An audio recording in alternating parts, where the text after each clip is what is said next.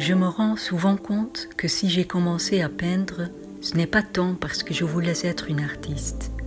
L'objectif principal était de pouvoir peindre des portraits. C'était une obsession dès le plus jeune âge et cela est toujours resté. Comme je préfère être seule pour peindre, je cherche mes sujets sur Internet. Je collectionne des milliers de photos d'inconnus.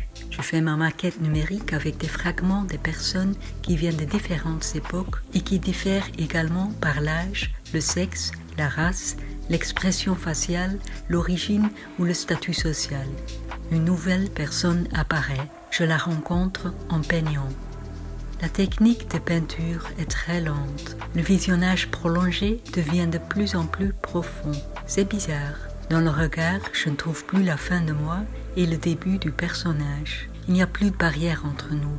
On fusionne. Je peins l'étrangeté de notre présence et l'intensité de notre rencontre. En général, je réalise mes peintures sur des panneaux de bois. Pour cette exposition, j'en ai également réalisé quelques-unes sur toile. Je voulais surtout tester l'influence de la structure plus grossière sur la reproduction du tissu. Ma technique s'inspire des techniques traditionnelles, mais n'en est pas une copie exacte. Sur les supports, bois ou toile, j'applique d'abord des apprêts. Ceux-ci m'assurent une bonne adhérence des couches de peinture et me donnent la structure que je souhaite.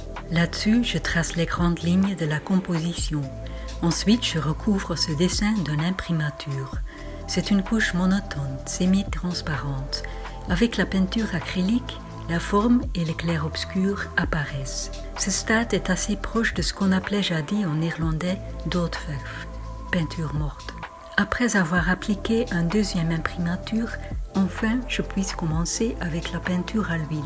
Le tableau recommence à vivre. Les glacis enrichissent et approfondissent les couleurs.